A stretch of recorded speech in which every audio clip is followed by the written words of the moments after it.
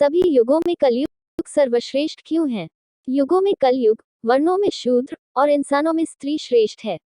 जानिए क्या है इसका रहस्य। मित्रों, विष्णु पुराण के छठे अंश के अध्याय 2 में वर्णित आज की इस कथा के अनुसार एक दिन महर्षि व्यास गंगा नदी में स्नान कर रहे थे, तभी कुछ ऋषिगण वहां पहुंचे और उन्होंने देखा कि व्यास जी नदी में डुबकी लगाकर ध्यान कर रहे हैं। यह देखकर वे ऋषिगण नदी तट पर एक वृक्ष के नीचे बैठ गए।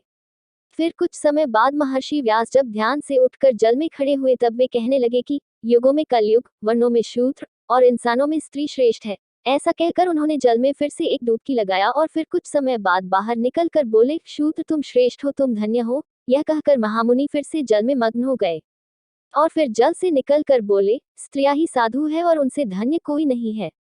गंगा तट पर वृक्ष के पास बैठे हुए ऋषियों ने जब यह सुना तो उन्हें बड़ा ही आश्चर्य हुआ और फिर वे सभी आपस में बात करने लगे कि अब तक तो हम लोगों ने सुना था कि युगों में कलयुग श्रापित युग है और जातियों में ब्राह्मण ही श्रेष्ठ है, तो फिर व्यास जी ऐसा क्यों कह रहे हैं? तब फिर उनमें से एक ऋषि ने कहा कि इस प्रश्न का उत्तर सिर्फ व्यास जी ही दे सकते हैं।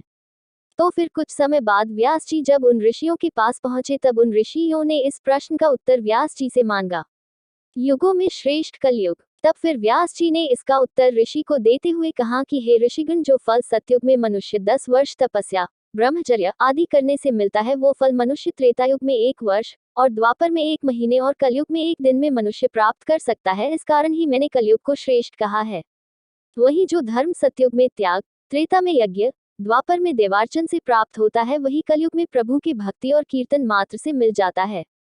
कलयुग में मनुष्य एक छोटे से परिश्रम से सफलता हासिल कर सकता है, इसलिए मैंने कलयुग को श्रेष्ठ कहा है। कलयुग में शूद्र। इसके बाद आगे वेदव्यास जी कहते हैं कि कलयुग में शूद्र कैसे श्रेष्ठ है, मैं आप सबसे कहता हूँ। तब फिर वेदव्यास जी कहते हैं कि ब्राह्मणों को पहले ब्रह्मचर्य व्रत का पालन करना होता है, तब फिर भी वेद, शास्त्रों एवं मंत्रों का अध्ययन करके तीनों वर्णों को मार्गदर्शन एवं धर्म की ज्ञान देते थे, जिससे वह परम पद को प्राप्त होते हैं। इस कार्य के लिए उन्हें अनुशासन एवं धर्म की मर्यादा में रहने की आवश्यकता होती है, लेकिन अब कलयुग में बहुत से ब्राह्मण इन मर्यादाओं का पालन नहीं करते हैं, इसलिए उसे परम पद की प्राप्ति जल्दी नहीं होती है। लेकिन आज इस कलयुग में भी ऐसे वर्ण हैं जो इन मर्यादाओं उन पर लागू नहीं होती है, और वे हैं शूद्र वर्ण। शूद्र वर्ण कलयुग में द्विजों और अन्य वर्णों का सेवा करने से ही उन्हें परम लोक की प्राप्ति कर लेगा, इसलिए मैंने शूद्र को सबसे कलयुग में मनुष्य में श्रेष्ठ कहा है। कलयुग में स्त्रियां ही साधु है। उसके बाद वेदव्यास जी स्त्रियों के बारे में कहते हुए बतलाते हैं कि स्त्रियां ही कलयुग में साधु है। ऐसा इसलिए वेदव्यास जी कहते हैं कि कलयुग में अधर्म का साम्राज्य अधिक होगा और लोग अपने धर्म का पालन सही से नहीं करेंगे। कलयुग में कई स्त्रियां ऐसे भी होंगी जो अपने पतिव्रता धर्म का भी सही से पालन नहीं करेंगे। ऐसे में जो स्त्री अपने पतिव्रता धर्म का पालन एवं अपने परिवार का धर्म पूर्वक सेवा भाव करेंगे, उन्हें ही परम पद की प्राप्ति होगी, जो कलयुग में सभी स्त्रियों के लिए संभव नहीं होगा। इसलिए मैंने स्त्रियों को साधुओं के समान धर्मपूर्वक कर्म करने वाला कहा हूँ।